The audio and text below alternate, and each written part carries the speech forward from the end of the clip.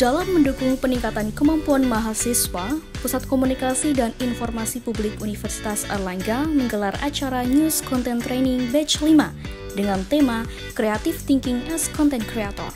Sebagai informasi, NCT merupakan agenda rutin yang diadakan oleh Pusat Komunikasi dan Informasi Publik. Hal ini bertujuan untuk lebih mematangkan kemampuan jurnalis dan konten media dari tiap fakultas dalam menyampaikan informasi maupun berita.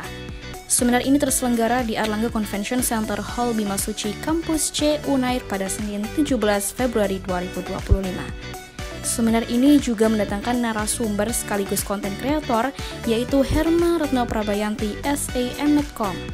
Menurutnya, hasil penelitian yang ia lakukan di akun TikTok-nya menggunakan pola kerangka berpikir, terbukti dapat meningkatkan audiens pada platform TikTok miliknya.